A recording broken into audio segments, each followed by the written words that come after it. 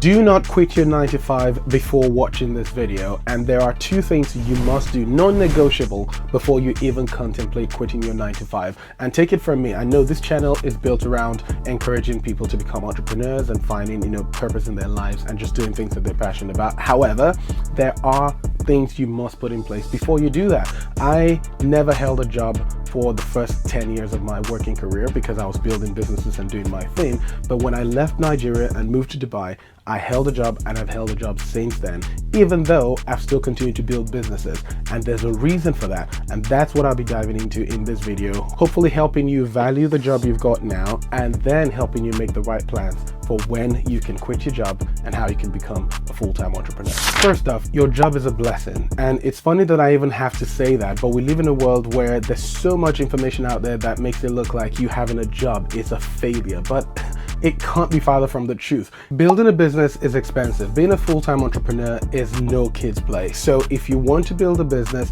and you want to do it without the added pressure of finding a way to survive, you definitely want to have a 9 to 5 that's actually paying you and paying your bills. And through that, you can begin to fund your dreams. That's essentially what my life has been for the last 10 years, where I hold a 9 to 5, but then I build my businesses on the side. And because I now have a family, I'm not going to be jumping off that ship anytime soon until I'm sure that I have certain things in place. And that's what you need to be thinking about as well.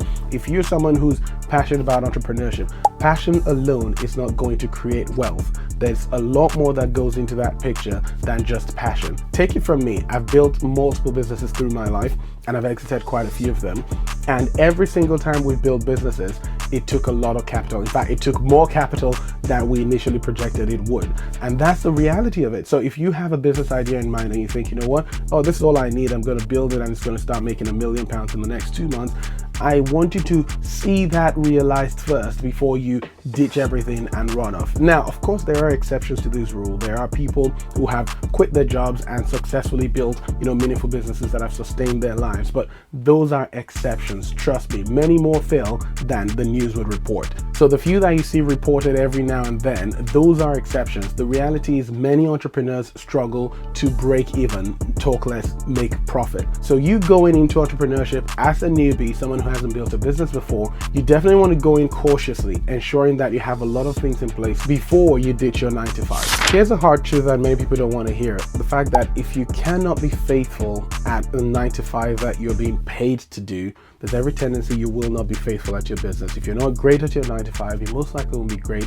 at that business you're trying to create. So whatever you have in your hands right now, do it and do it well. Do it with gratitude. So reframe your mind and task yourself to be great at what you currently do. Not because this is the future of your life, but because it's a means to an end. Even at your 9 to 5, learn the things you can learn and take aside funds from that and let it fund your dream. That should be the purpose of a 9 to 5 for anyone who has big dreams of building their own business. Let it be a means to an end. Let it be the vehicle that funds your big vision. So here are 2 things I recommend you have in place before you even consider ditching your 9 to 5. And the first one is you should have 3 to 6 months of your living expenses covered. Now, this is different. If you were a single person, yeah, that might not be a big number, but if you're someone who has a family like I do, you definitely want to ensure that number is quite robust, because there are so many ups and downs. You're probably not going to be profitable very early, so you want to ensure that your family is taken care of. Anything short of that, you're being irresponsible. In fact, ideally, what I would recommend, knowing what I know, I'd probably tell you to ensure you have at least a year's worth of living expenses covered before you ditch your 9 to 5 altogether, or at least ensure that the business is truly generating enough revenue to cover your expenses, because if it's not, that is a big risk. You don't want to jump out just because you have an idea. Not every idea succeeds, and not because the idea sucks. Different things just happen that make an idea not work, and so you don't want to put your family in that position. You don't want to put yourself under that much pressure. There's enough pressure coming from trying to build a business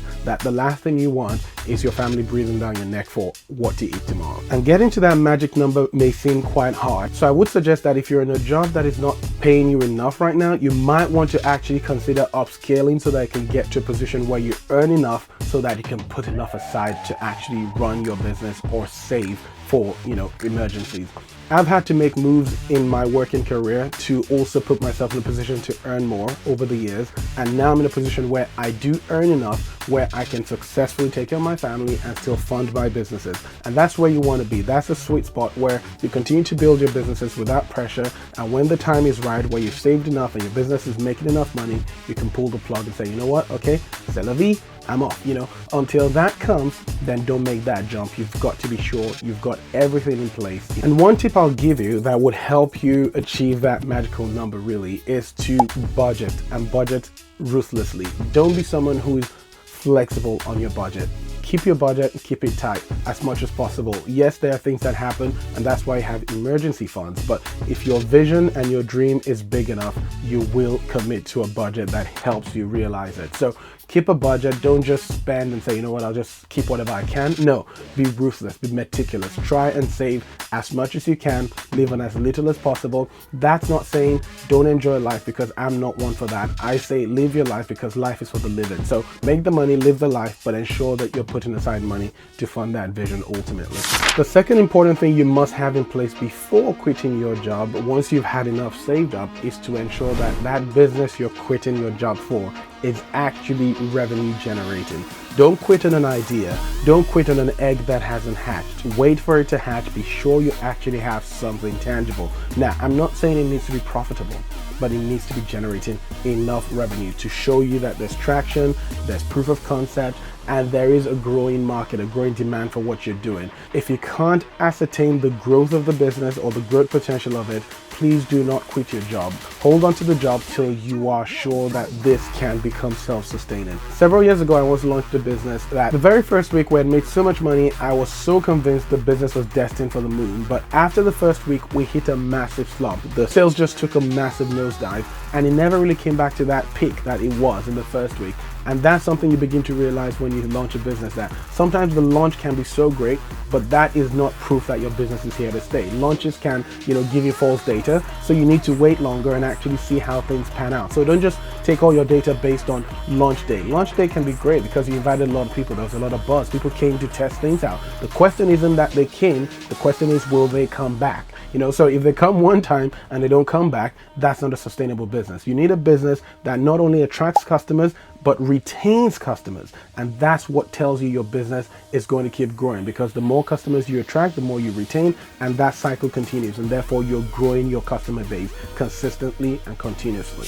So let me end this like I started it, by saying that your job is a blessing and not a curse. And if you're someone who feels like your job is a curse right now, you need to reframe your mind, because your job is a gift from God for you to be able to do everything you're meant to do. So do it with faithfulness, do it with passion, and let that job fund your dreams. And let me just throw this out there again, that entrepreneurship is not for everybody. Not everyone is called to be an entrepreneur, but everyone is certainly called to live a fulfilling and happy and free life. Now, how you achieve that might not be through entrepreneurship, might be through investing, might be through partnerships, but those are all options that you must explore and consider for yourself. But if you do not have savings, if you don't have a good job that funds that line, you won't even be in a position to actually make such choices. And that's why generating revenue is the baseline. It's absolutely important. That is critical. That's the first step towards living the life that you're called to live, the life of freedom. So please note that when I say this and I make these videos about you quitting a job potentially,